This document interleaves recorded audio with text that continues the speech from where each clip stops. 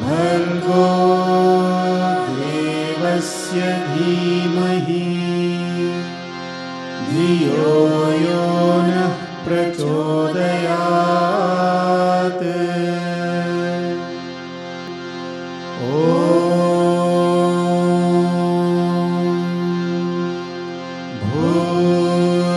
भूर्भुवस्सुवः तत्सवितुर्वरेण्यं भर्गो देवस्य धीमहि धियो यो नः प्रचोदयात्।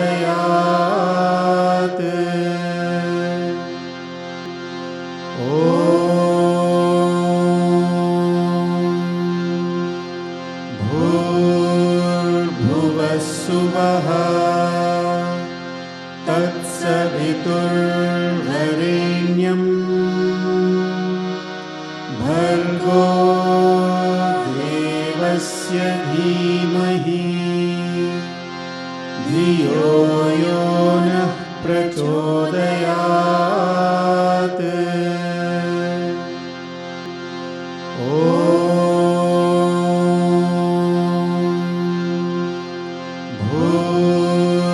भूर्भुवस्सुवः तत्सवितुर्वरेण्यं भर्गो देवस्य धीमहि धियो यो नः प्रचोदयात्।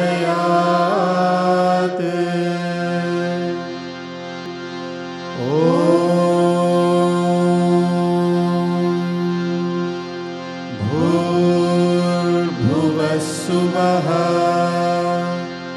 तत्सवितुर्वरेण्यं भर्गो देवस्य धीमहि धियो यो नः प्रचोदयात्।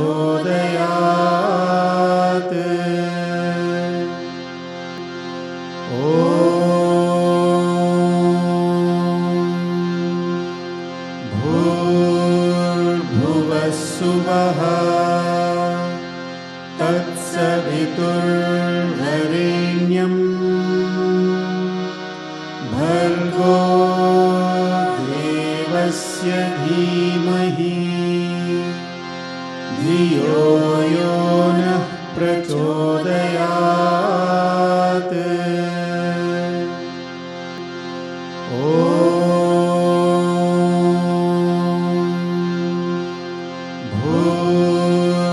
भूर्भुवस्सुवः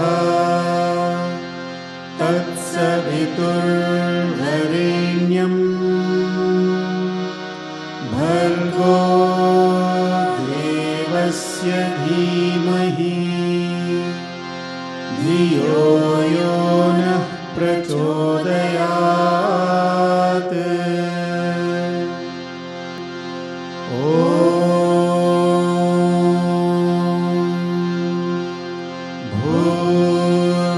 भूर्भुवस्सुवः तत्सवितुर्वरेण्यं भर्गो देवस्य धीमहि धियो यो नः प्रचोदयात्।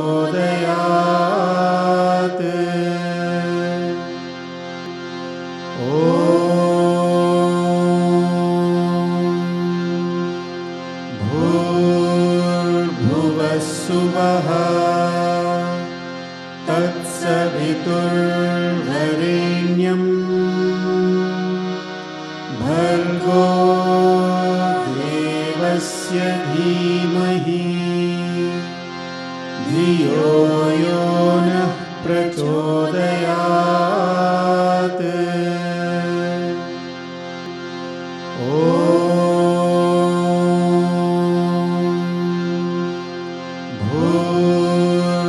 भूर्भुवस्सुवः तत्सवितुर्वरेण्यं भर्गो देवस्य धीमहि धियो यो नः प्रचोदयात्।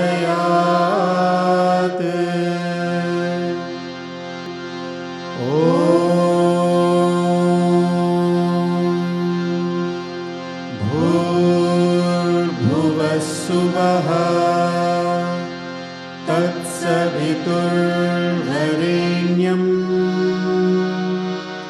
भर्गो देवस्य धीमहि धियो यो नः प्रचोदयात्।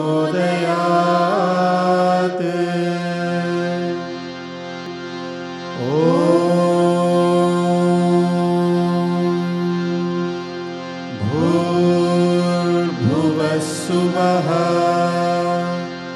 तत्सवितुर्वरेण्यं भर्गो देवस्य धीमहि धियो यो नः प्रचोदयात्।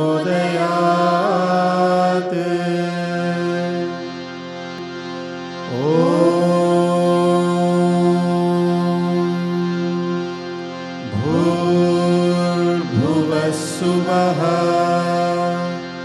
तत्सवितुर्वरेण्यं भर्गो देवस्य धीमहि धियो यो नः प्रचोदयात्।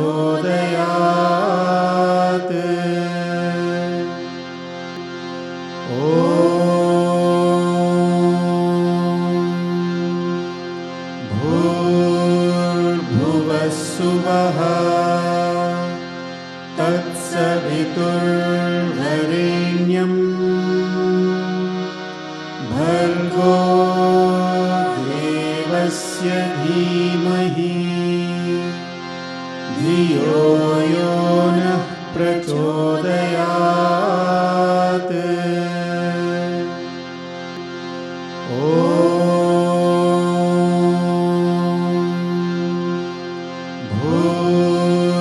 भूर्भुवस्सुवः तत्सवितुर्वरेण्यं भर्गो देवस्य धीमहि धियो यो नः प्रचोदयात्।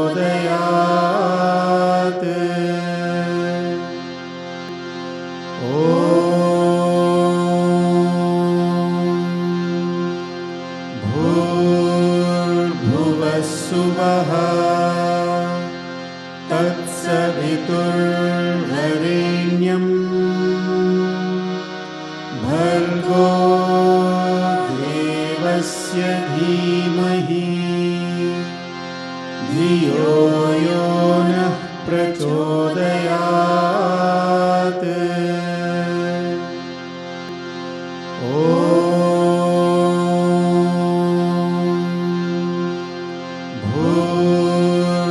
भूर्भुवस्सुवः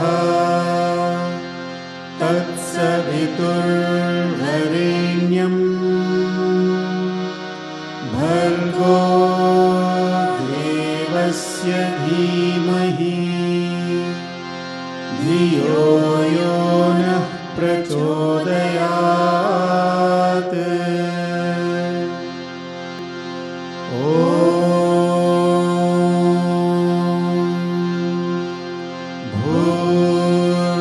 भूर्भुवस्सुवः तत्सवितुर्वरेण्यं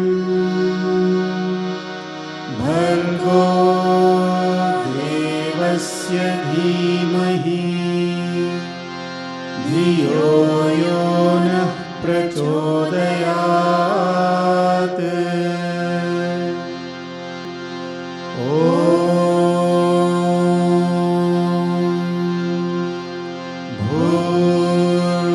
भूर्भुवस्सुवः तत्सवितुर्वरेण्यं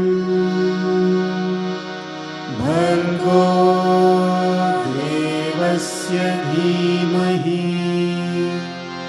धियो यो नः प्रचोदयात्।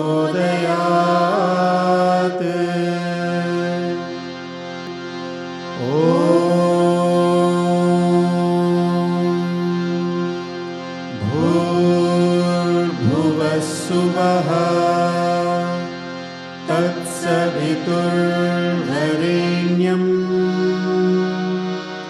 भर्गो देवस्य धीमहि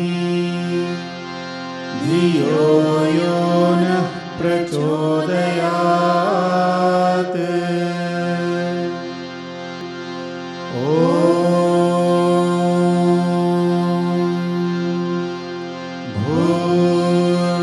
भूर्भुवस्सुवः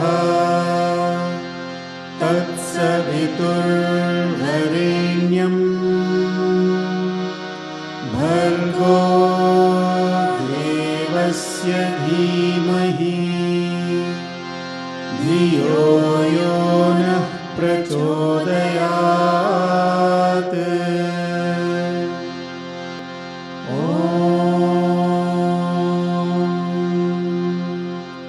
शान्ति शान्ति शान्तिः।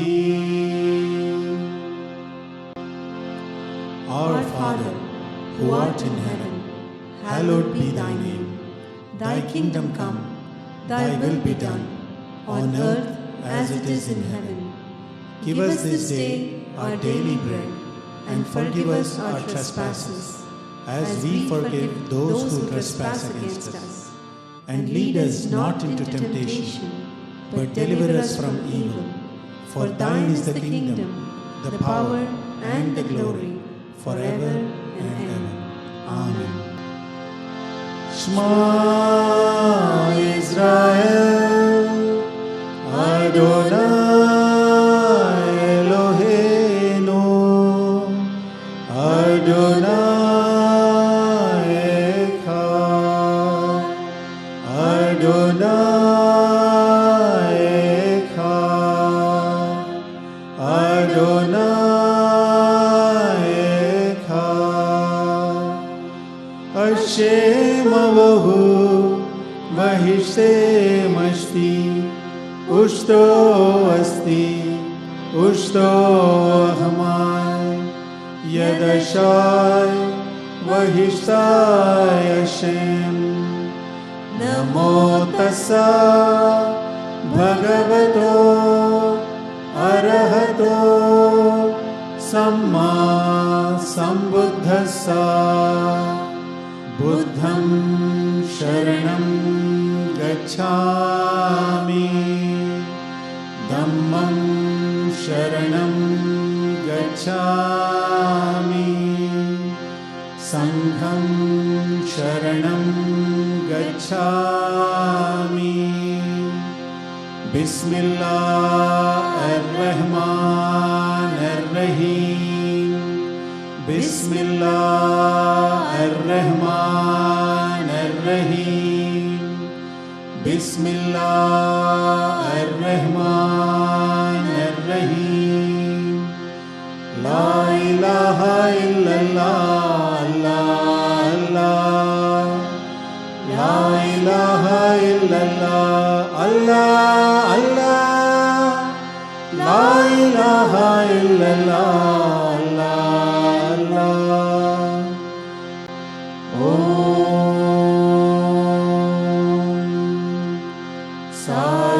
Saishwaraya vidmahe satyadevaya dhimahi tanna sarva prachodayat.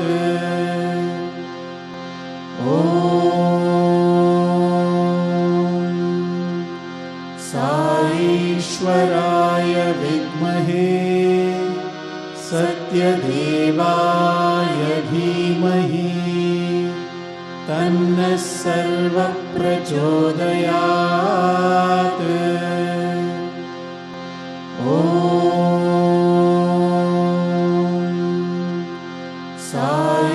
Saishwaraya vidmahe satyadevaya dhimahi tanna sarva prachodayat.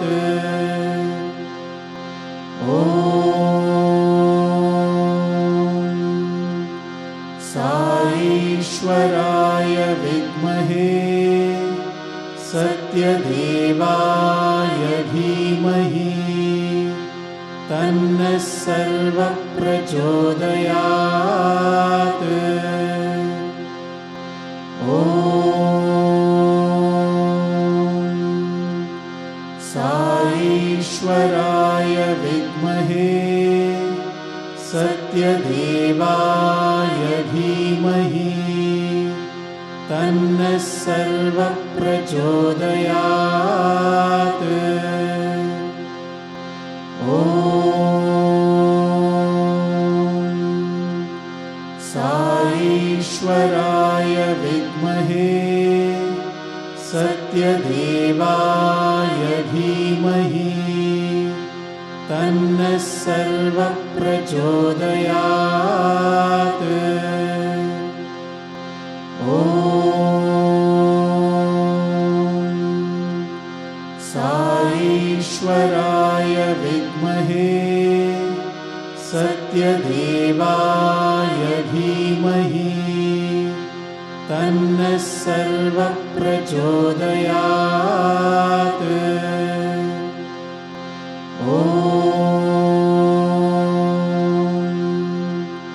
साईश्वराय विद्महे सत्यदेवाय धीमहि तन्नः सर्वः प्रचोदयात्। ॐ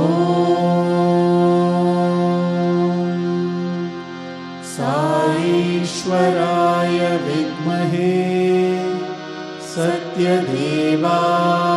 धीमहि तन्नः सर्वः प्रचोदयात्। ॐ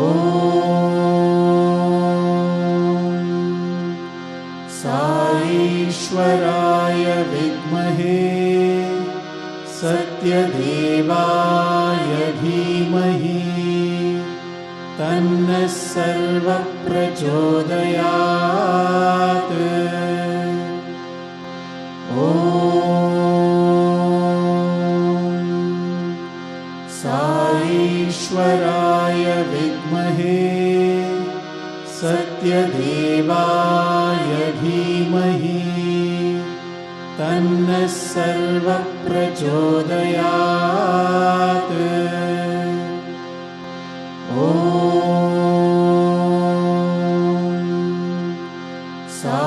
साईश्वराय विद्महे सत्यदेवाय धीमहि तन्नः सर्वः प्रचोदयात्। ॐ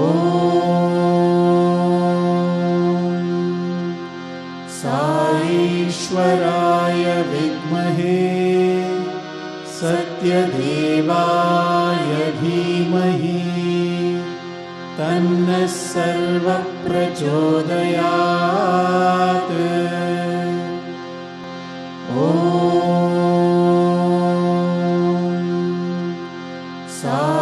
साईश्वराय विद्महे सत्यदेवाय धीमहि तन्नः सर्वः प्रचोदयात्। ॐ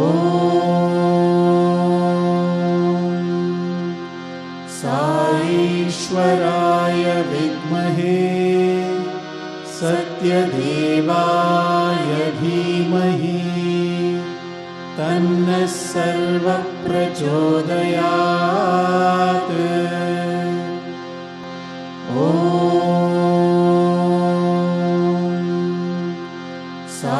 साईश्वराय विद्महे सत्यदेवाय धीमहि तन्नः सर्वः प्रचोदयात्। ॐ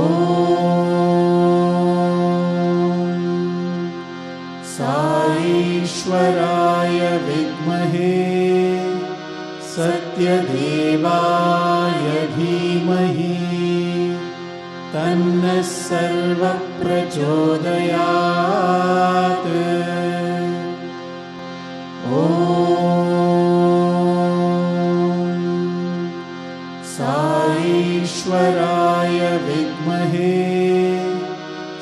सत्यदेवाय धीमहि तन्नः सर्वः प्रचोदयात्। ॐ साईश्वराय विद्महे सत्यदेवाय धीमहि तन्नः सर्वः प्रचोदयात्। ॐ साईश्वराय विद्महे सत्यदेवाय धीमहि तन्नः सर्वः प्रचोदयात्। ॐ साईश्वराय विद्महे सत्यदेवाय धीमहि तन्नः सर्वः प्रचोदयात्। ॐ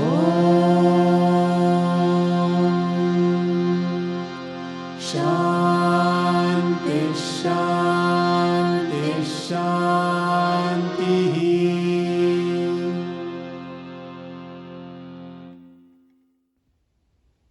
Sairam, dear brothers and sisters. It's my distinct privilege to introduce Brother Fize Mohammad as the guest speaker at this special bonus session of our Memorial Day retreat. Brother Fize Mohammad was drawn to spiritual questions early in his childhood, which brought him to Swami at a young age.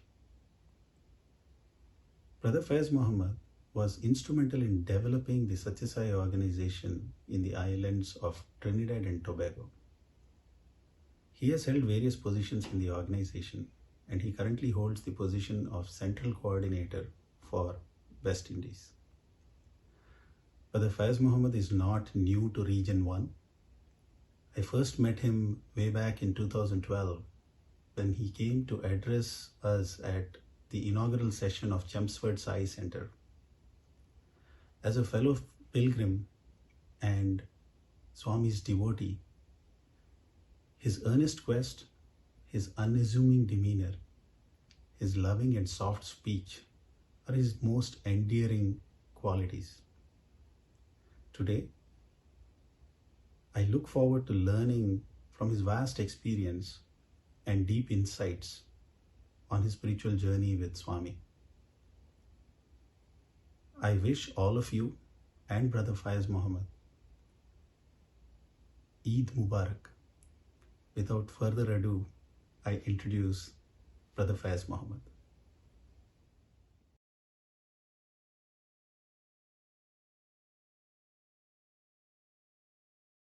Offer my most loving and humble pranams at the divine lotus feet of my dear Mother Sai, Bhagwan Sri Satya Sai Baba, embodiments of the divine Atma, embodiments of divine love.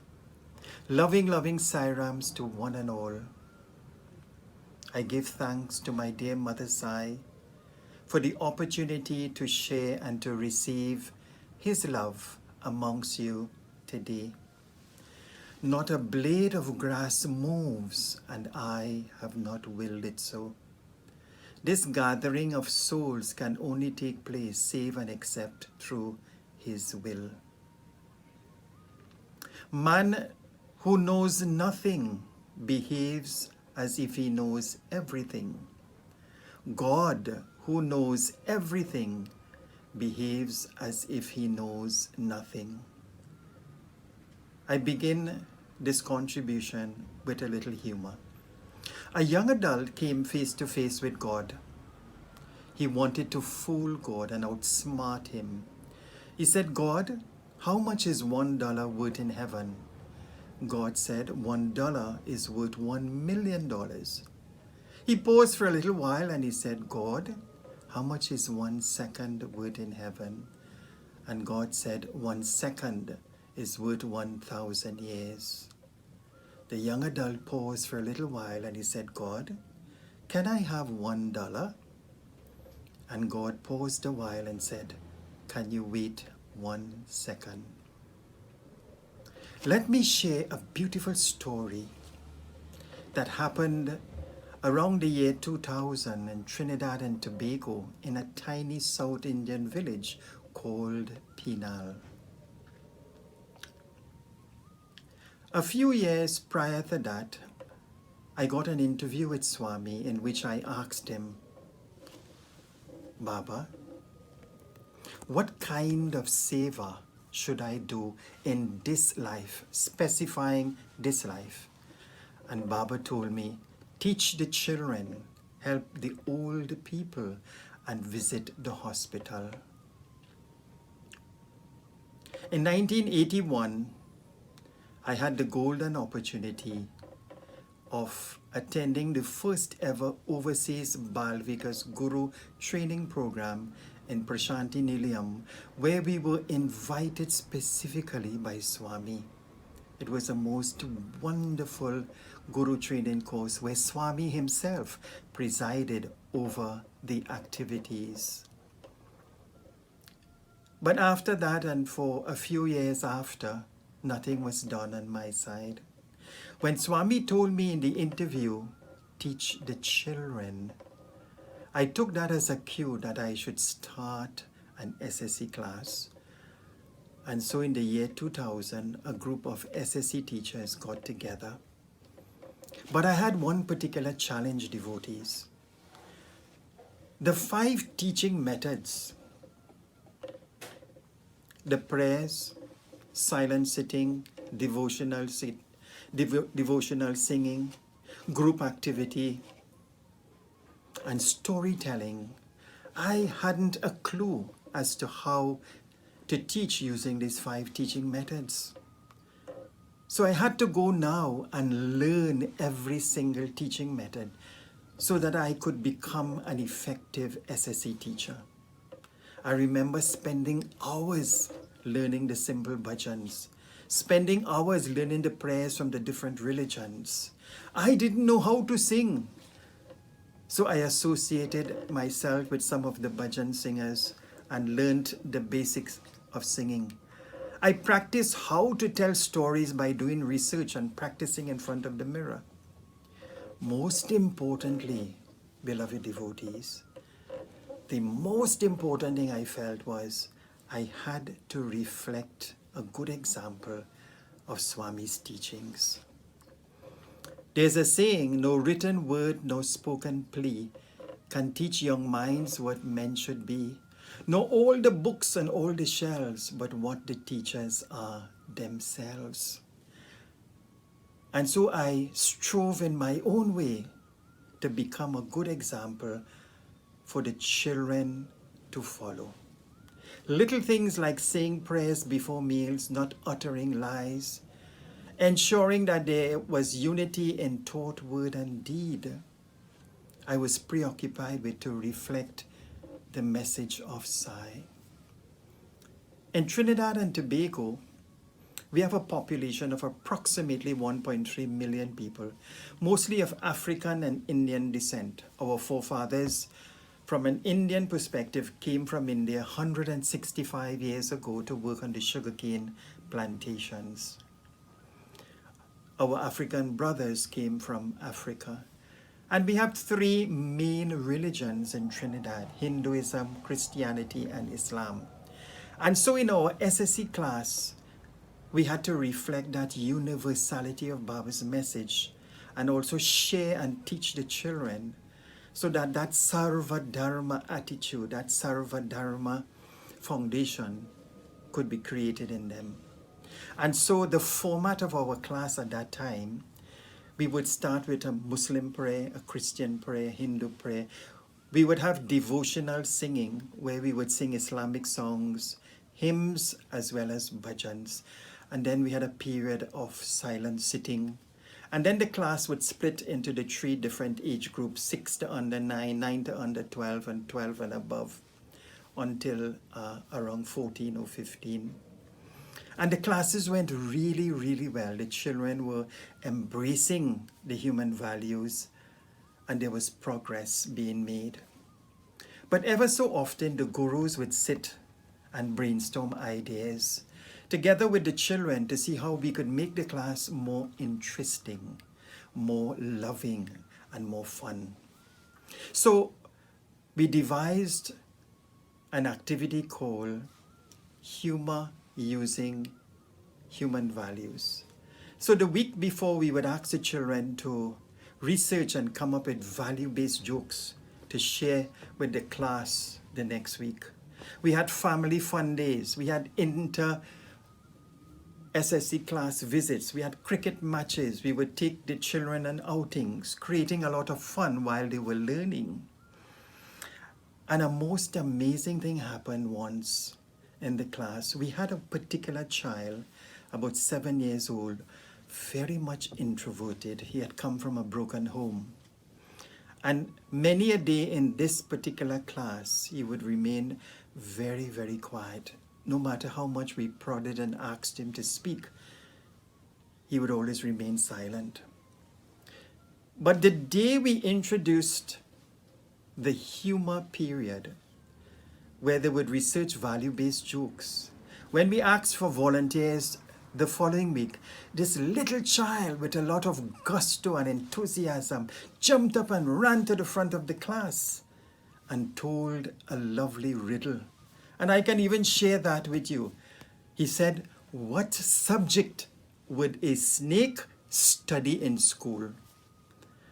And when no one could bring forth the answer, he said, "History." And everybody started to clap. We were shocked. This little child who never said anything for so many weeks before was now expressing himself using the humor. And through Bhagwan's grace, we had made a breakthrough in that tiny little life. My dear brothers and sisters, it's amazing what this SSE class did in terms of transformation. There was another scenario where a 13-year-old from the village where the class was taking place, he came once to visit. He sat into the class. And on that particular class, we were talking about meat eating, the good versus the bad in terms of spiritual development. And this really was with the bigger children, the children from 12 to under 15. And after that particular class, this child, Ryan is his name, he was so moved by what we had shared. He went home that day and he told his mother, he said, "Ma, from today on, I am not eating any meat." The parents were furious. They said, "Son, well then we have to cook separately for you," because they were partaking of meat. And he said, "I don't care. It's not good for my spiritual growth." The next morning, brothers and sisters, when the parents woke up, they found their son, Ryan, in the prayer room, doing his daily japa and meditation. They were shocked. Never before had they seen the child do this kind of activity. And lo and behold, after a while, the parents joined the child in the prayer room. And after a while, the parents stopped eating meat. The whole family was transformed.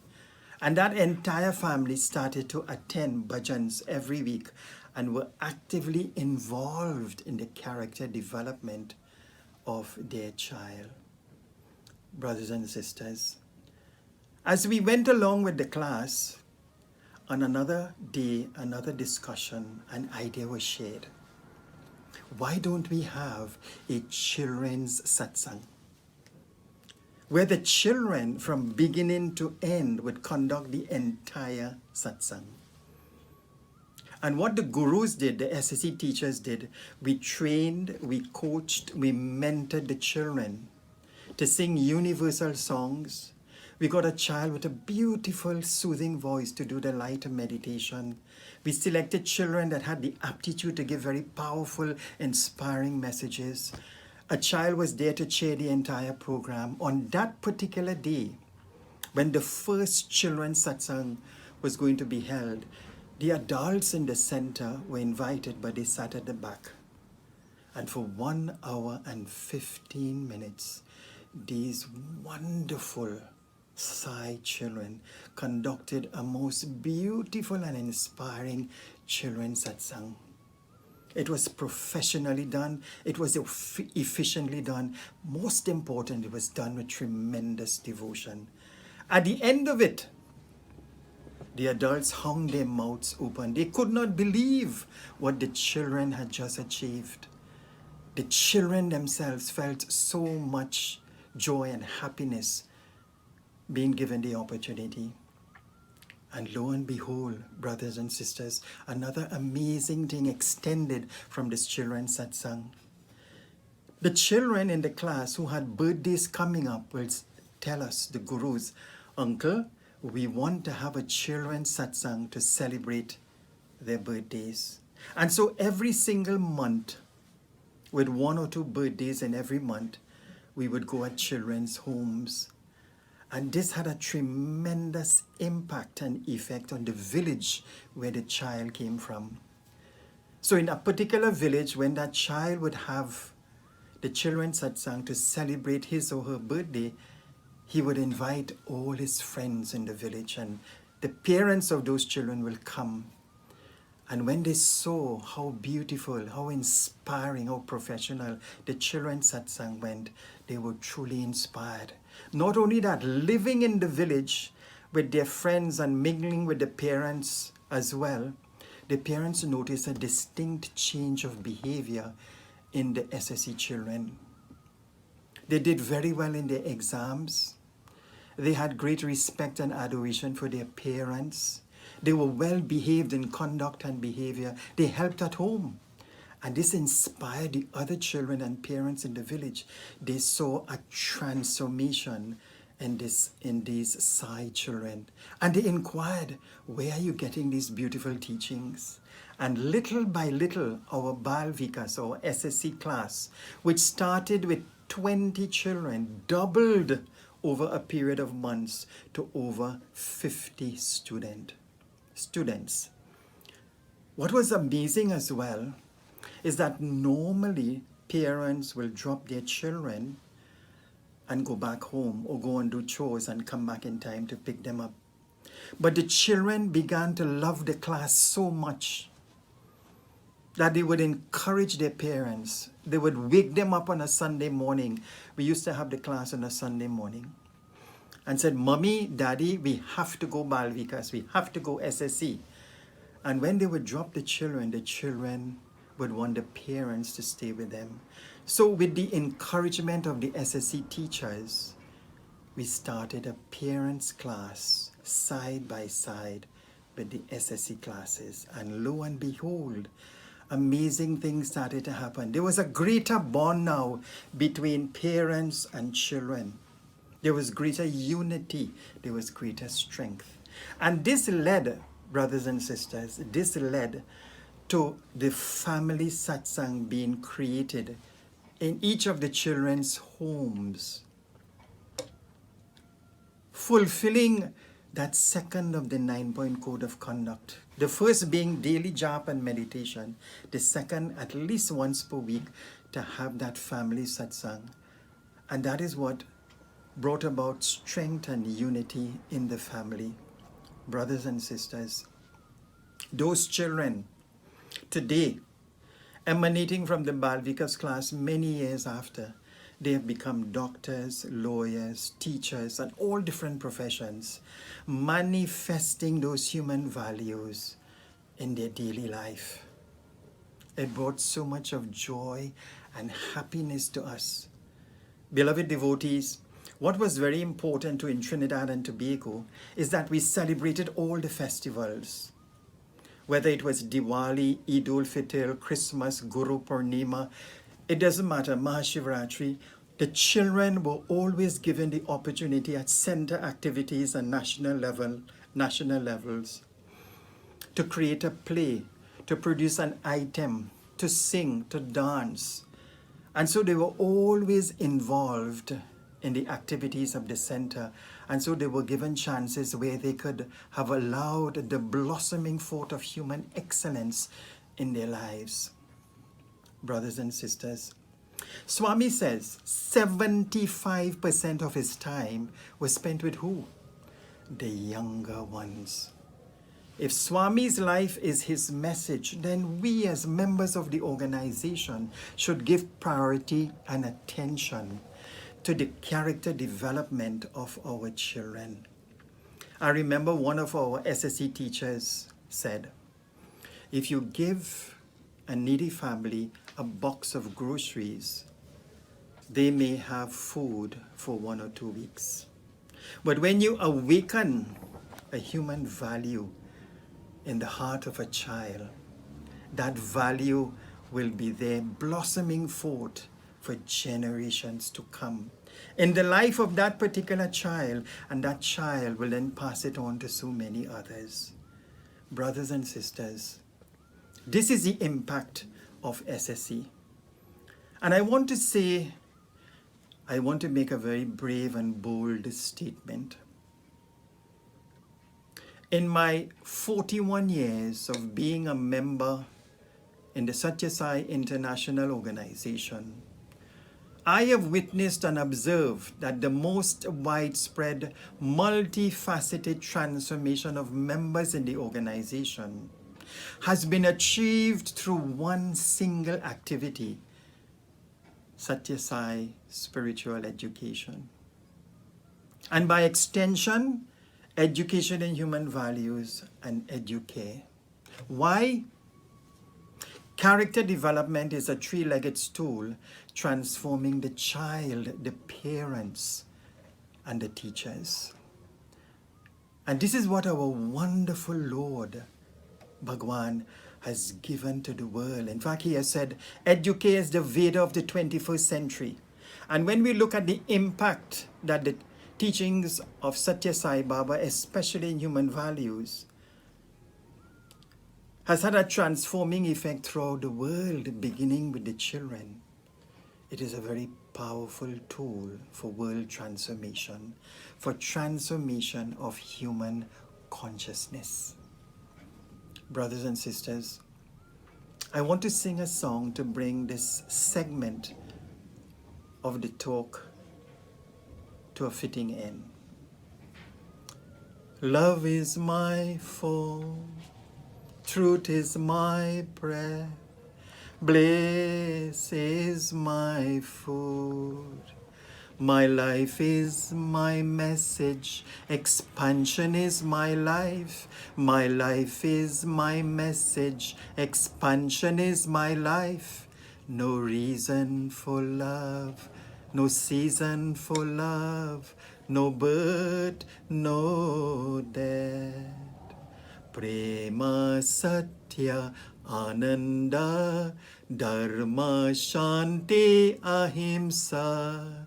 Shirdi Sai Satya Sai Prema Sai Jai Jai. Shirdi Baba Satya Baba Prema Baba Jai Jai. Love is my form, truth is my breath, bliss is my food. Swami says, my life is my message. In mathematics, we are taught that if A equals B, then B must equal A.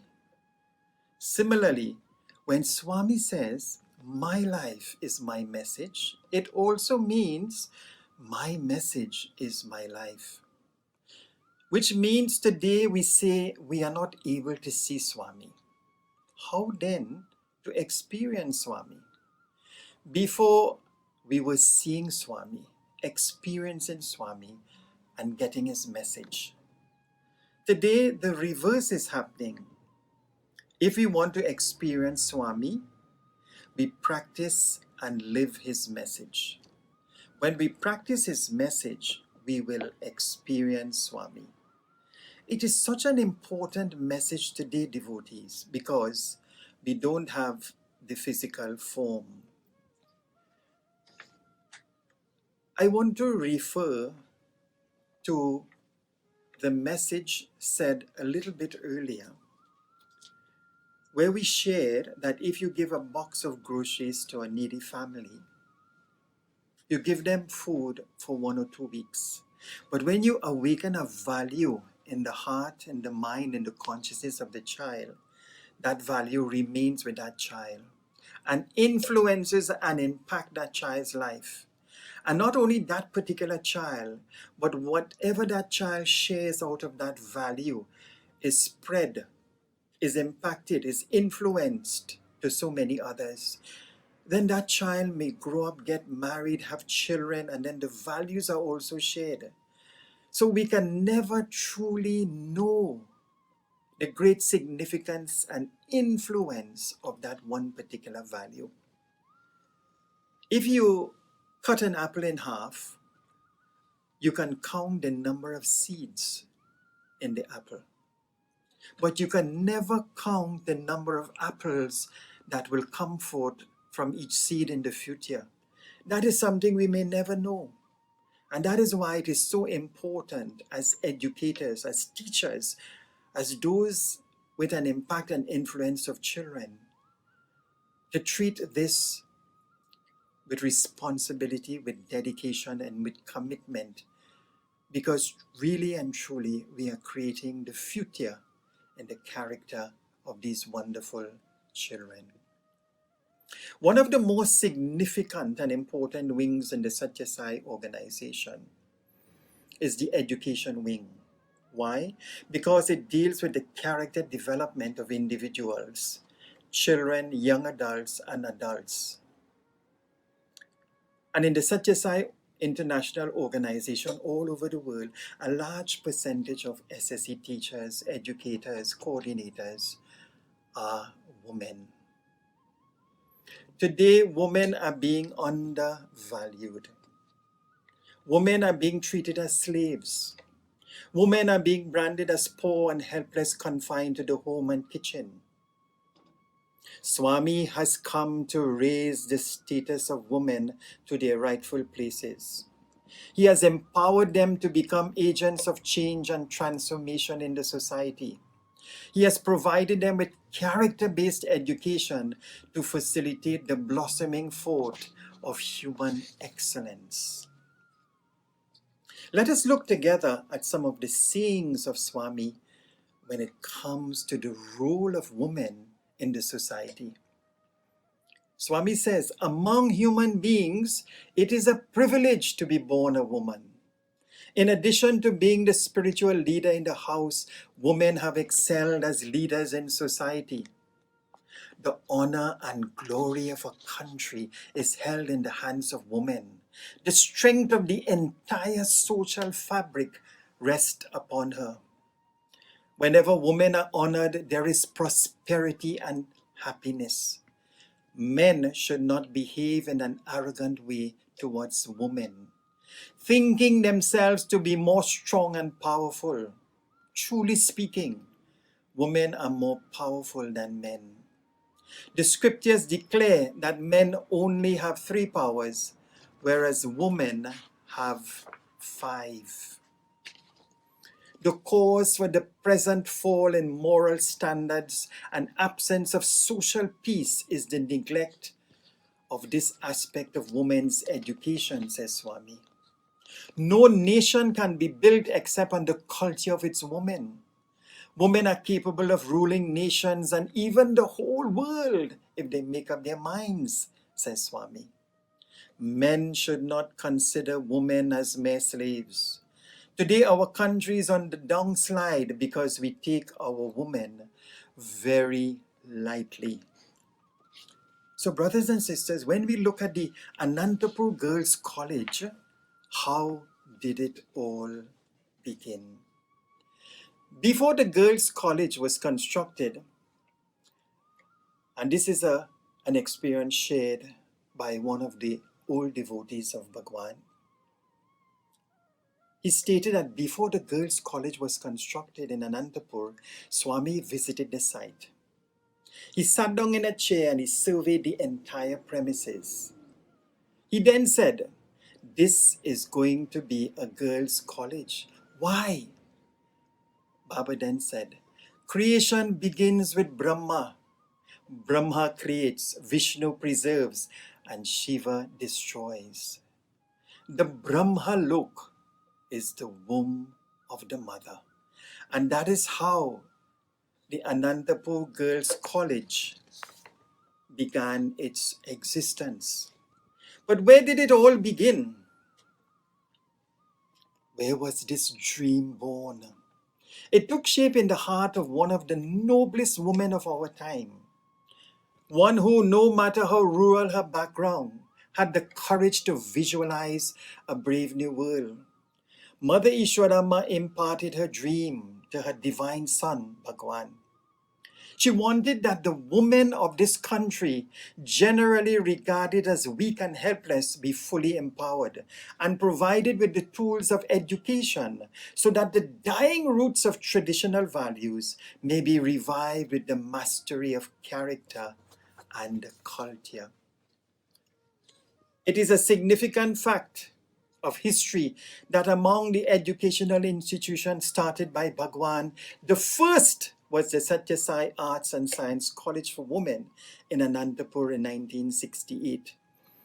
A renowned scientist wrote at that time, "The college at Anantapur is a concrete manifestation of something superhuman. If you want to see divinity in action, you can find concrete evidence at Anantapur." Inaugurated on the 8th of July 1971, the then Minister of Education said on the occasion, "When Baba establishes a college for women, we may be certain that it will not just be one among many. It will be a beacon, a lesson for others, a model, a pioneer." And what did our beloved Bhagwan say in his divine discourse? A very prophetic statement. "The seed has been planted. It will sprout and spread, heavy with fruits, providing shade, security, and sustenance to all." Brothers and sisters, the alumni of the Sri Satya Sai Institute of Higher Learning Anantapur campus is called Messengers of Satya Sai. And they have been involved in service activities across many countries in the world, doing tremendous work, divine work, good work, through the grace and blessings of Bhagwan. They have been involved in seva activities like medical camps, Narayan Seva, EHV programs, free tuitions for the economically underprivileged, visits to cancer wards, homes for the retarded, physically handicapped, leprosy centers, school for the blind, old age homes and orphanages, environmental protection, society for the prevention of cruelty to animals. A number of the girls coming out of this wonderful institution have been involved in SSE, in promoting Satya Sai education in human values. Brothers and sisters, while preparing for this particular message, I came across the pledge by the Anantapur girls as students attending the institution, and it's really worth sharing with you all. And this is how the pledge goes. "I hereby solemnly pledge to strive incessantly all my life for upholding the highest ideals of moral and spiritual living that I had the privilege of imbibing during the course of my study at Sri Satya Sai Institute of Higher Learning, Anantapur. In gratitude to the institution and ever in prayerful devotion to its founder, our Lord Bhagwan Sri Satya Sai Baba, I offer myself in total dedication at his lotus feet for the service of humanity." Brothers and sisters, Swami says, my life is my message. When we live his message, we will be following his life. We'll be experiencing him. And there is no better example of selfless devotion and the community service than the women's arm of the Satya Sai International Organization. Brothers and sisters, right here in my own home, when I look at the women in my family, I'm truly bowled over. I'm inspired. I'm sometimes shocked at the ability of what women can achieve, the great sacrifices that they make on a daily basis. For example, my mother, we had 6 children, 6 boys and 1 girl. And coming from a broken home, my mother single-handedly brought up 7 children on her own, instilling human values with tremendous persecution. But in spite of it all, her faith, her tenacity, her persistence, her love for her children, but ultimately her sacrifice and prayer to God, she braved all the obstacles to ensure the well-being of her 7 children.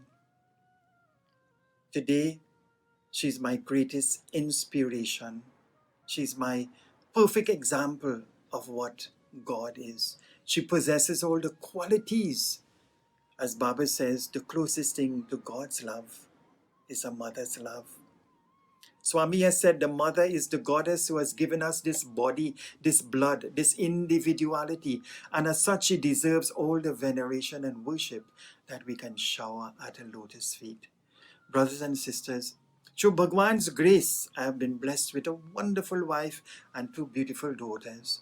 And in the early years of bringing them up, I saw the true status, the true virtues of womanhood in my wife.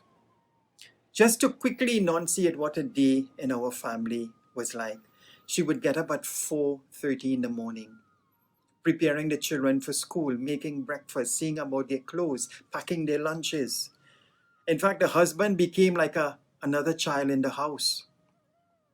We would then take the children to school, dropping them at different destinations. Then my wife would go to work.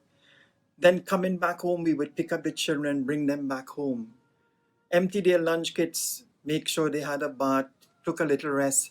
Wife was in the kitchen preparing meals. And after we had all had dinner, she would then spend a couple of hours going through assignments and homework for the children, never really taking time for herself. Totally exhausted, she would go to sleep. And then this happened not only every day, but days went into months and months into years. And up to this day, I can never ever understand and be aware of the tremendous sacrifice and commitment of mothers, of women in general. How do women do this? I was really, really shocked and inspired. And I want to implore all men that we should treasure, we should serve, we should honor, we should respect, we should love the women in our life and give them their respectful due. We should join together with them because marriage is about teamwork. And Bhagwan has given us wonderful examples of selfless service by wonderful women in our community. Brothers and sisters, let us continue to practice his message and by so doing, experience Swami.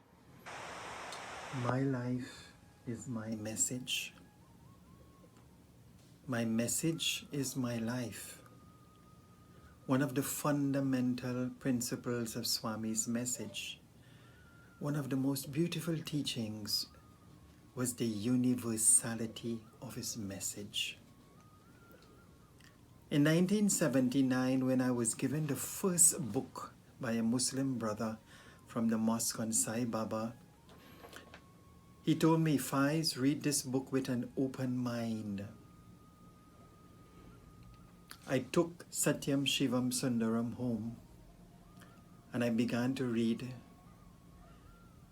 the pages, and in one sitting I read the entire book. I was so divinely attracted to its contents, but what stood out to me fundamentally was the universality of the message of this divine master. Here was a master that was all-inclusive. Here was a master that was not saying my way is the only way.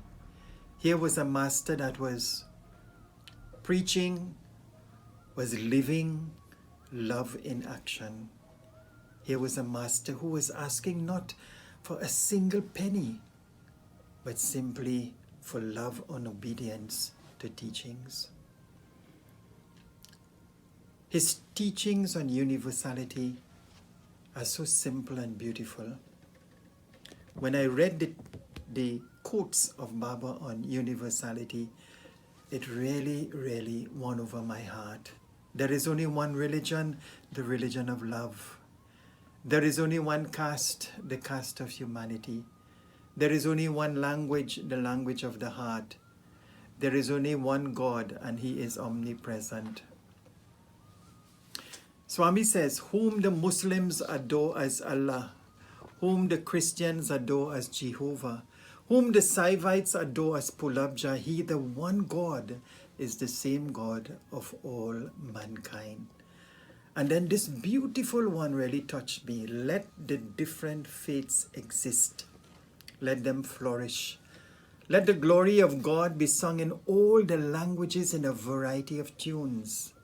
Respect the differences between each of the faiths and recognize them as valid as long as they do not extinguish the flame of unity.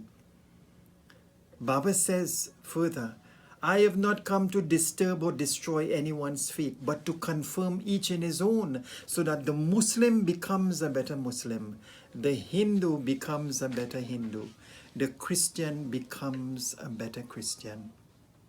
Brothers and sisters, he says, I have not come to speak on behalf of any particular sect, creed, or religion. I have come to awaken the inherent divinity in each and every one of you. Continue your worship of your chosen God along the lines already familiar to you. There is no need to change your chosen form of God and adopt a new one when you have seen me or heard me, for all names are mine and all forms are mine. Brothers and sisters, on this aspect of universality, I had a few challenges in joining the Satya Sai organization way back in 1979. I remember I attended the first satsang in my hometown, and as I sat at the back enjoying the beautiful, blissful bhajans, what I did notice was that the singing was done only on one particular faith. There was basically a representation of one particular faith. And there arose a little conflict in my mind, a little contradiction, because I had just read, let the different faiths exist, let the glory of God be sung in all the languages in a variety of tunes. And I was not seeing that in practice. I did not hear any Islamic songs, neither any Christian hymns. So brothers and sisters, I lovingly inquired, but I did not get a favorable response. And so after a while, I went back, I looked at the Sarva Dharma symbol of Swami, and I took note that all the major religions were contained there, and each had equal validity. So this contradiction really bothered me, because I felt that in practice, we were not fulfilling this teaching of universality of Swami. And so a small group of Muslims and Christians, we approached the organization heads and had discussions with them that we should amend the satsang format to reflect the universality of Swami in the devotional singing, in the altar, and in the message. Because Swami has not come only for one, he has come for the whole of humanity. And after persistent, dedicated, loving communication, we were able to make the necessary changes. And today, in most of the Sai Baba centers in Trinidad, when you go to a devotional singing session, you can hear the glories of Allah, the glories of Rama, the glories of Krishna, the praises of Jesus the Christ, emanating into the atmosphere, reflecting the beautiful divine message, universal message of Swami. On the altars, we have a symbol of Islam, a picture or a symbol of Christianity, so that one can feel a connection in whatever religion he belongs to. Brothers and sisters, but I feel that on a physical level, that is okay. But really and truly, what is the deeper spiritual universality that Swami speaks about? The deeper spiritual message that Swami speaks about. And Baba said once, it's good to be born in the church, but don't die there. Religion seeks to know God, whereas spirituality seeks to experience God. So the true Sai devotee should be able to, when he walks into a mosque and hears the name of Allah, he walks into the Christian church and hears the name of Jesus, walks into the temple and hears the praises of Rama and Krishna, should feel that same joy welling up in his heart, knowing, understanding and being aware that all names are mine, all forms are mine, all are one. As Baba says, man must be unmade and remade, with his ego destroyed and replaced by a transcendental consciousness.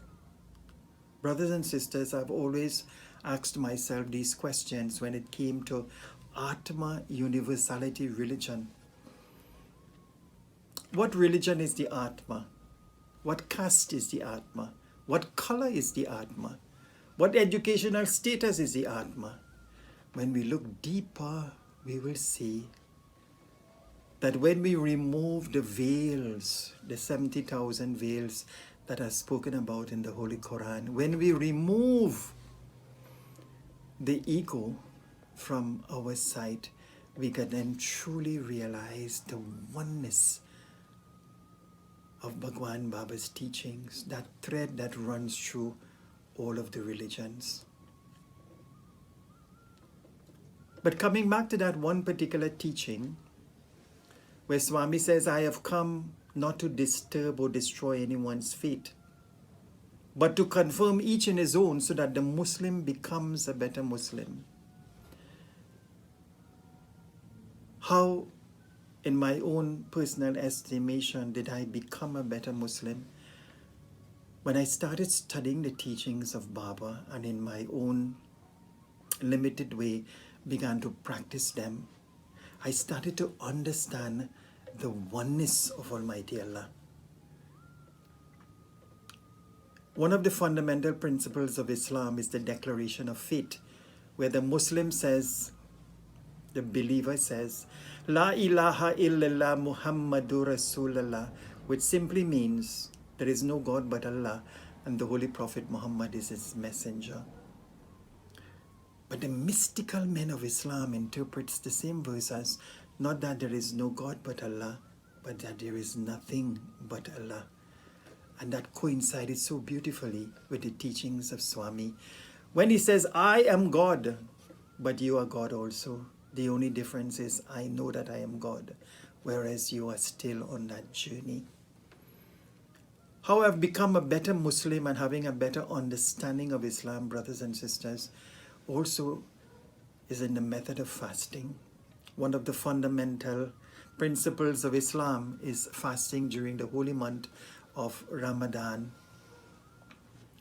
Allah in the Holy Quran says, fasting has been prescribed for you as it was prescribed for those before you, so that you may guard against evil. But studying the teachings of Swami, when he speaks about Upavasa, Upa meaning near and Vasa meaning God, that when we fast, we are really striving to be near to God. I truly understand that the fast was not so much the giving up of physical food and water for a period of time, but it's to fast away from all that is negative and evil and that which takes us away from the divine remembrance of Allah. So that fasting, the true purpose is to bring us near and dear to Almighty Allah. In that way, in the practicing of the fast, one can gain true and lasting benefits. In understanding the teachings of Satya Sai in relation to Islam, I now have a better understanding of Allah in the context of creation. that he who knows himself knows God. And that if Allah is omniscient, omnipresent, and omnipotent, there is no way that he is not. He's all-knowing and all-powerful. Brothers and sisters, my life is my message. One of the most fundamental teachings of this avatar is unconditional love. Beloved devotees, when you look at the teachings of Satya Sai Baba on love, we can only feel that power of love that exudes and pours out from his physical form, and even now feel that energy in our hearts. He has given beautiful examples of that unconditional love. He says, take one step towards me, I shall take 10 towards you. Shed one tear in my name, and I will wipe 100 from your eyes. Bring me the depths of your mind, no matter how grotesque, how cruelly ravaged by doubts or disappointments. I know how to treat them, for I am your mother, and I will never, never let you go. Swami says, I have the love of 1,000 mothers. Frank G. Baranowski, hearing about Satya Sai Baba many years ago, while in Bangalore, visited Sai Baba and spent some time. And in his own personal experience, he says, I'm risking my reputation as a scientist today, but when I looked into the eyes of Sai Baba, I looked into the eyes of divinity. It was as if love was walking on 2 feet. He says he was able to see, as Swami gave darshan and materialized vibhuti and take letters, the powerful aura of Swami's love interpenetrating the auras of the devotees that he was interacting them, uplifting their consciousness. Love, he says, that was limitless, expansive, and selfless. He said, never in his entire career of measuring 10,000 auras all over the world had he seen an aura as that of Sai Baba that reflected pure, selfless, divine love. Brothers and sisters, I'd like to share a couple of personal experiences of this unconditional love of Mother Sai. In 1983, when I was just 23 years old, we had gone to a particular bhajan session at a devotee's home. Because the next day was a public holiday, we sang bhajans throughout the night. I was transporting 4 devotees in my vehicle about 5 o'clock the next morning to home. And on the way, I got into a massive motor vehicle accident. A car coming in the opposite direction, traveling at a tremendously fast speed, crashed into mine. So great was the impact on the vehicle that the front of the vehicle almost reached the windscreen. The windscreen shattered and splinters went onto my face and body, and I started to bleed profusely. The steering wheel hit me in my chest and I began to cough up blood and I passed out. When I awoke, I was only hearing devotees chanting mantras. I could not even make out my face. It was puffed up and caked with blood. One devotee said, Brother Fize isn't going to live. They were pouring tulsi water in my mouth and chanting mantras. The most amazing thing in this accident, brothers and sisters, was that I felt absolutely no pain. And after a period of 3 days, I was discharged, and with the loving care of my mother, I got better. That was June 1983. In October of 1983, I get my first interview with Bhagwan with a group of Trinidad devotees. I run quickly and sit very close to his feet. And the very first thing that Satya Sai Baba told me, with so much love in his eyes. He said, "It was I who saved you from that accident." And Swami put his both hands like this and he said, "You drive too fast. Start early, drive slowly, reach safely."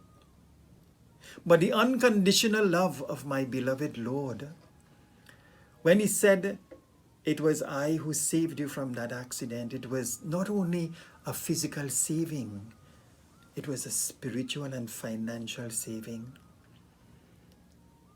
After the accident, a court matter ensued where I was sued by the party in the other vehicle for over $200,000.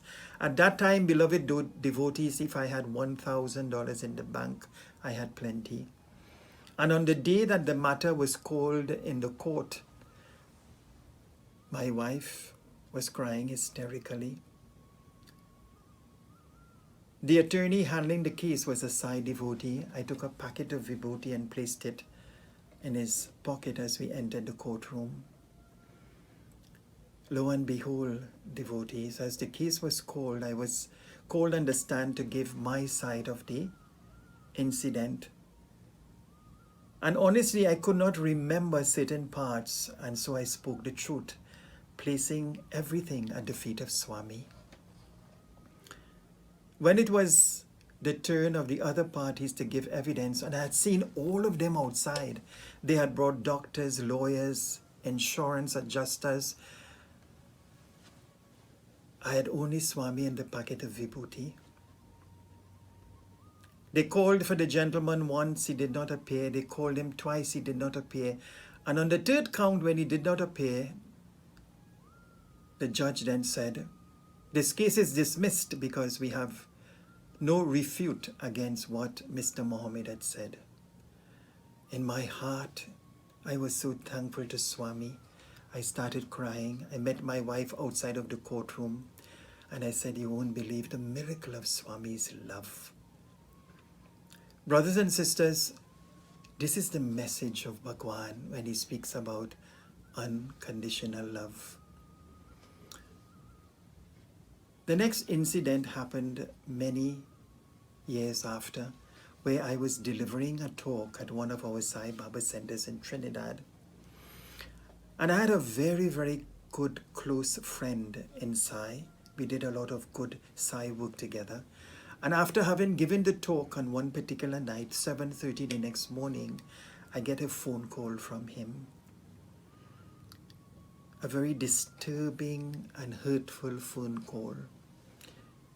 He said, "Fize, I am not happy with the way you gave that message. I do not approve of this evangelical way of how you speak. You speak off the cuff about Swami. You speak about your experiences. Why don't you read Baba's discourses and quote his own words?" Devotees, I felt it was like a dagger in my heart because this was somebody that I had considered a true Sai brother. I felt hurt. And this stayed with me for a while, beloved devotees, until my next trip to India. In a group interview on that trip, I asked Swami, I said, "Swami, may I speak with you privately?" He said, Acha, go on." Swami took me into the personal interview room. And as I sat down, the very first thing that Mother Sai does, he takes his first two fingers, he reaches out and he pinches me with so much love oozing out of him. He said, "You must speak on Sai experience and morality." And then I said, "Swami, but there are some who don't approve of the way I speak." Bhagwan takes this finger and presses it where my heart is very firmly. And then his hands go in a very big circular motion. And he says, "You go and speak and I will be there inside you." Devotees, I felt so much of love and joy in my heart by this wonderful act of Swami. Brothers and sisters, what then is the message of Sai? What has this avatar really come to do? In his own words, let us remind ourselves. I have come to inscribe a golden chapter in the history of humanity, wherein falsehood will fail, truth will triumph, and virtue will reign. I have a task to foster all mankind and ensure for all of them lives full of ananda. I have a vow to lead all who stray from the straight path again into goodness and save them. I am attached to a work that I love, to remove the suffering of the poor and grant them what they lack. I have a reason to be proud, for I rescue all who worship and adore me aright. I have a definition of devotion. I expect that those devoted to me treat joy and grief, gain and loss, with equal fortitude. Bhagavan says, I have come to light the lamp of love in your hearts, to see that it shines day by day with added luster. I have not come on behalf of any exclusive religion. I have not come on any mission of publicity for any sect or creed or cause. Nor have I come to collect followers for any doctrine. I have no plan to attract disciples or devotees into my fold or any fold. I have come to tell you of this unitary faith, this spiritual discipline, this part of love, this virtue of love, this duty of love, this obligation to love. Beloved devotees, there are many, many of us who have been recipients of this unconditional love of Swami. My life is my message. My message is my life. And this was a beautiful message Swami gave to the students in October 1977, where he says, no matter where you go, always do your duty as you see it. And know that I will be there inside you, guiding you every step of the way. In the years to come, you will experience me in many different manifestations of my form. You are my very own, dearer than dear to me. I will protect you as the eyelids protect the eyes. I will never leave you, and you can never leave me. From this point on, do not hanker after anything. Do your duty with unwavering love, seeing all as God. Be patient. In time, everything will be given to you. Be happy. There is no need to worry about anything. Whatever is experienced, whatever happens, know that this avatar has willed it so. There is no force on earth which can delay for an instant the mission for which this avatar has come. And you will all have your parts to play in the unfolding drama of the new golden age which is coming. And I quote from the book, My Beloved, by Charles Penn. Your mission has begun. These are my words to you, my devotees. Each of you has a unique and valuable part to play in this lifetime. The time is approaching when all humanity will live in harmony. That time will be here sooner than one expects. Before it arrives, be prepared for whatever is needed to reveal to every living thing the true purpose of existence. It is not what anyone alive can imagine. It is not something that one can try to aspire to. It is beyond all comprehension. I can say that its beauty is magnificent beyond all dreams.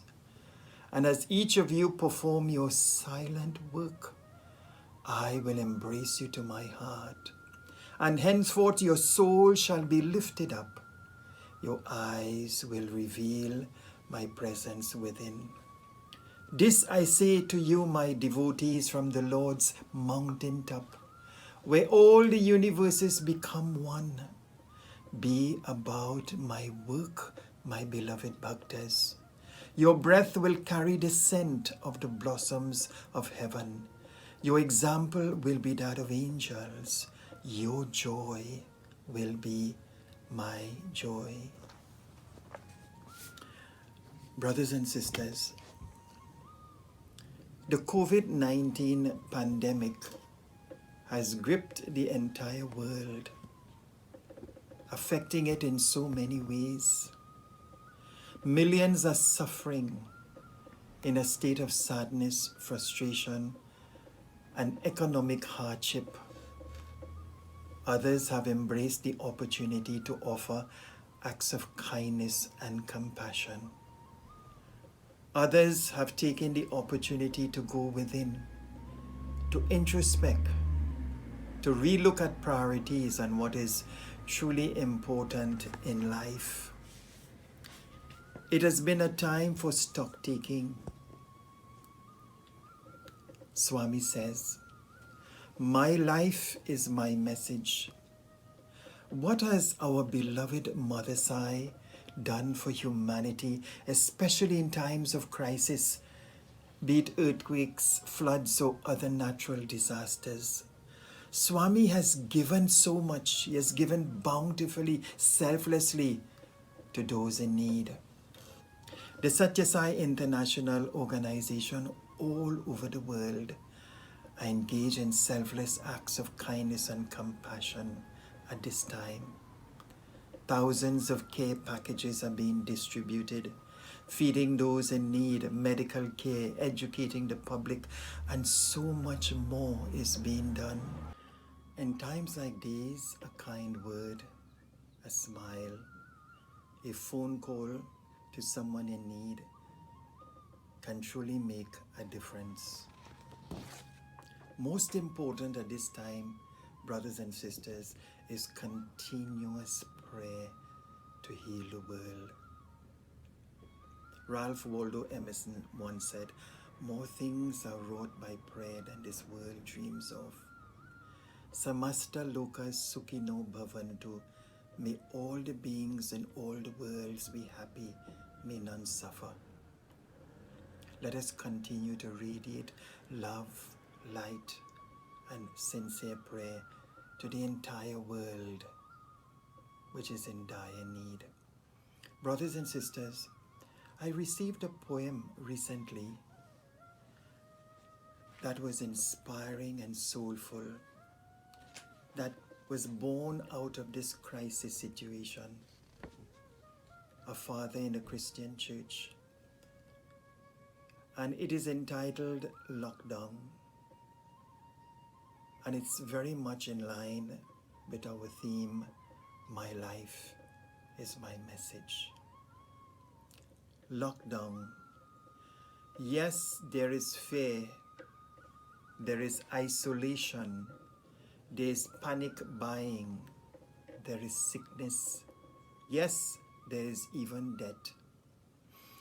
But they say that in Wuhan, after so many years of noise, you can hear the birds again. They say that after just a few weeks of quiet, the sky is no longer thick with fumes, but blue and grey and clear. They say that in the streets of Assisi, people are singing to each other across the empty squares, keeping their windows open so that those who are alone may hear the songs of family around them. They say that a hotel in the west of Ireland is offering free meals and delivery to the housebound. Today, a young woman I know is busy spreading flyers with a number through the neighborhood so that the elders may have someone to call on. Today, churches, synagogues, mosques, and temples are preparing to welcome and shelter the homeless, the sick, the weary. All over the world, people are slowing down and reflecting. all over the world, people are looking at their neighbors in a new way. All over the world, people are waking up to a new reality, to how big we really are, to how little control we really have, to what really matters, to love. So we pray and we remember that yes, there is fear, but there does not have to be hate. Yes, there is isolation, but there does not have to be loneliness. Yes, there is panic buying, but there does not have to be meanness. Yes, there is sickness, but it does not have to be disease of the soul. Yes, there is even death, but there can always be a rebirth of love. Wake to the choices you make as to how you live now. Today, breathe, listen. Behind the factory noises of your panic, the birds are singing again. The sky is clearing. Spring is coming. And we are always encompassed by love. Open the windows of your soul. And though you may not be able to touch across the empty square, sing. Brothers and sisters, I'd like to offer this song in line with our theme of this conference, this retreat, My Life is My Message. I would like very much if all can join. Wherever you are, let's sit quietly. Let's take this opportunity to go within, to put away all our worldly thoughts, to dive deep within the recesses of our hearts, and to enter into the silence. Feel the peace that passeth all understanding. And in that quietness of your soul, let us feel the love of Mother Sai.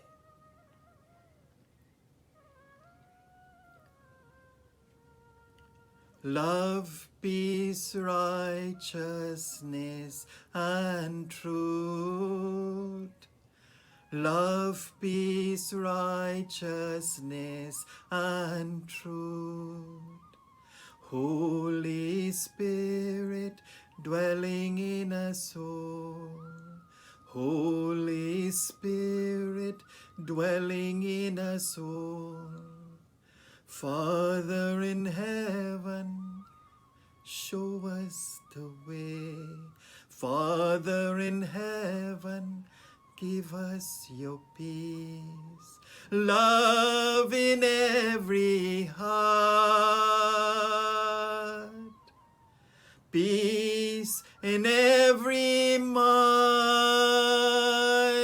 Love in every heart. Peace in every mind. God, here and now. Shri Satya Sai Baba. God, here and now. Sweet Jesus Christ, O Lord. Love, peace, righteousness, and truth. Holy Spirit, dwelling in us all. Father in heaven, show us the way. Father in heaven, give us your peace. Love in every heart. Peace in every mind. Love in every heart. Peace in every mind. God, hear now, Shri Satya Sai Baba, God, here and now, sweet Jesus Christ, O Lord. Love, peace, righteousness, and truth. May Bhagwan Shri Satya Sai Baba bless and guide each and every one of us. And as we continue to aspire on the spiritual path, let our fervent and heartfelt prayer be that we will ceaselessly strive to be wonderful examples of love and light. Jai Sai Ram.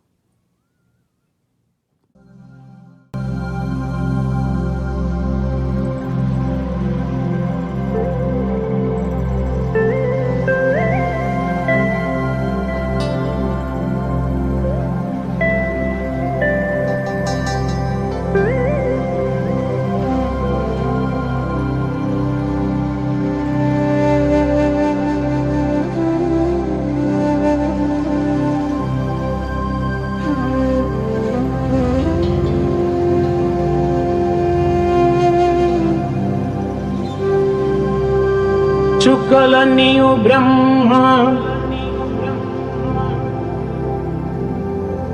సూర్యుండు ఒక బ్రహ్మ,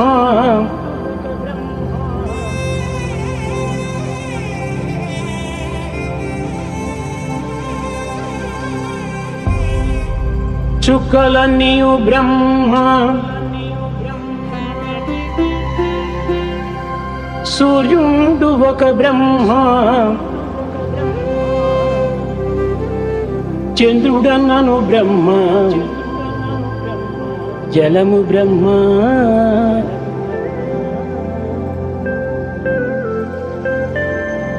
స్వర్గమన్నను బ్రహ్మ,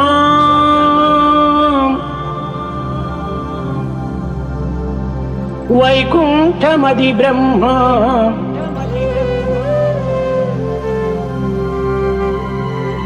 తల్లియు బ్రహ్మయే, తండ్రి బ్రహ్మ, భాగ్యంబది బ్రహ్మ, వాల్లక్ష్యమది బ్రహ్మ,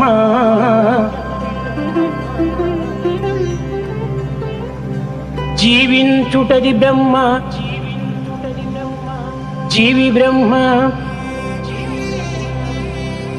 పుట్టించునది బ్రహ్మ,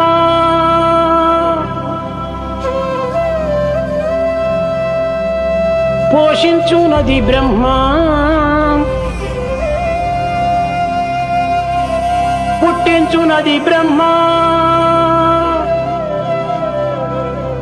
పోషించునది బ్రహ్మ, గిట్టించునది బ్రహ్మ, గృహిణి బ్రహ్మ, కాలమంతయు బ్రహ్మ, కాలంబు బ్రహ్మ, ప్రకృతి అంతయు బ్రహ్మ, మన ప్రేమ బ్రహ్మ, సర్వమును బ్రహ్మ, ఈ సభయు బ్రహ్మ, సత్యమును తెలుపునట్టి ఈ సాయి బ్రహ్మ,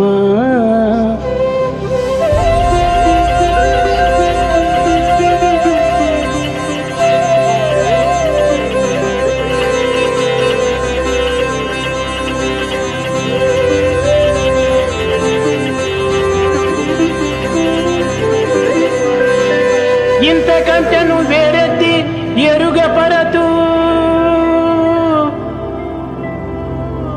సాధు సద్గుణగణ్యులవు సభ్యులారా, సాధు సద్గుణగణ్యులవు సభ్యులారా,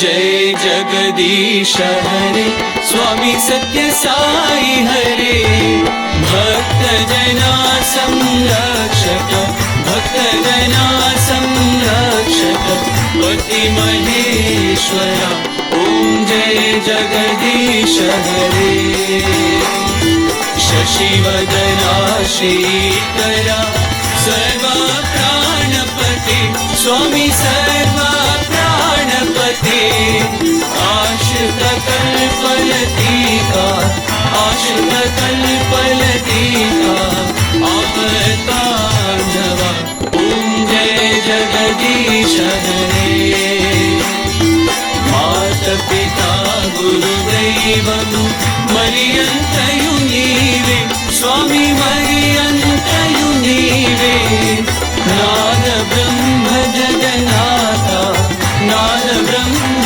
जगन्नाथा नागेन्द्राशयना ओम जय जगदीश हरे ओंकार रूप ओजस्वी गोसाई महादेव सत्य साई महादेव मंगल आरती अंदुको मंगल आरती अंदुको मंगल गिरिधारी ओम जय जगदीश हरे नारायण नारायण ओम सत्य नारायण नारायण नारायण ओम नारायण नारायण ओम सत्य नारायण नारायण ओम सत्य नारायण नारायण ओम जय सद्गुरुदेवा नारायण नारायण ओम सत्य नारायण नारायण नारायण ओम नारायण नारायण ओम सत्य नारायण नारायण ओम सत्य नारायण नारायण ओम जय सद्गुरुदेवा नारायण नारायण ओम सत्य नारायण नारायण नारायण ओम नारायण नारायण ओम सत्य नारायण नारायण ओम सत्य नारायण नारायण ओम जय सद्गुरुदेवा ओम शांति शांति शांति समस्त लोकाः सुखिनो भवन्तु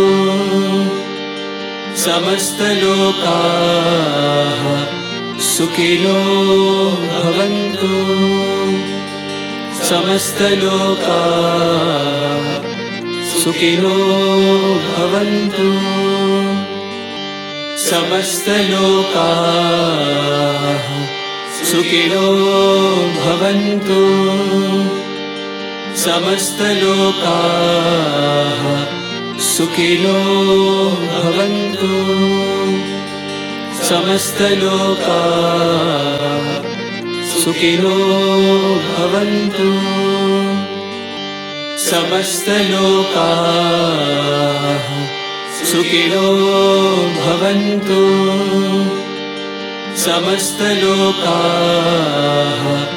सुखिनो भवन्तु समस्त लोकाः सुखिनो भवन्तु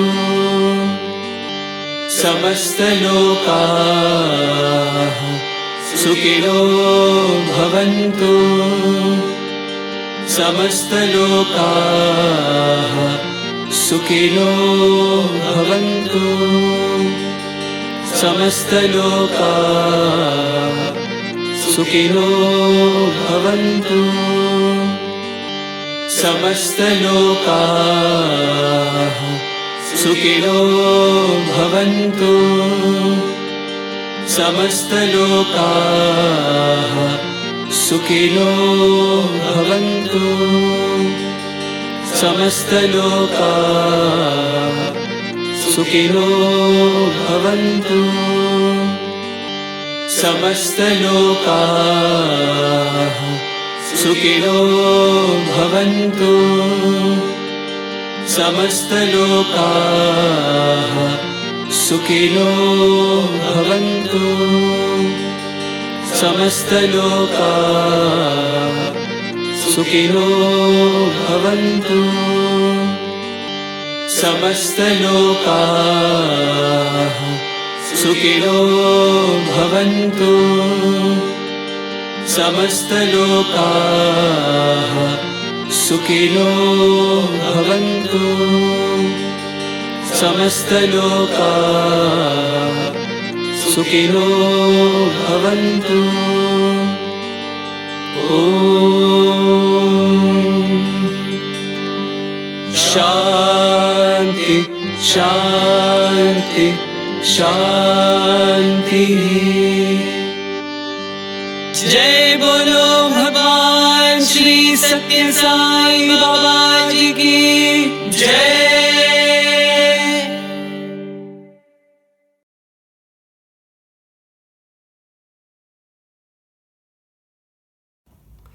Sairam, brothers and sisters. I want to take this opportunity to express my gratitude.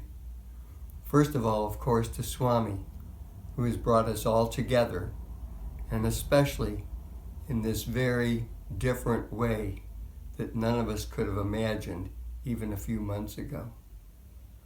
But also, I want to thank all of you, because without you, we wouldn't have had a reason to even try and have a retreat. And of course, I also want to thank the Swami and all of us, especially all of the people who worked on the retreat, who put it together and who were able to see it unfold before them. I was definitely one of those. And I have to say that I could feel the transformation within me. I hope the same is true for all of you. This retreat has been just a wonderful blessing from Swami. And many times as it was unfolding, I couldn't help but think that it was the Swami in us that was offering this, which is Swami, to the Swami in all of you. It's a very heady feeling, a wonderful thought. And I hope that you can share it and feel it and enjoy it, and that we can all have it sustained within us. Om Sai Ram. Paramam pavitram bhava vibhutim Paramam vichitram leela vibhutim Paramartha ishtartha moksha pradhanam bhava vibhutim idamashayami Sacred ash, miraculous Baba's creation, flowing from his blessing hands, holy creation, granting us the greatest wealth, God's divine protection. Beloved Baba, grant us liberation. Beloved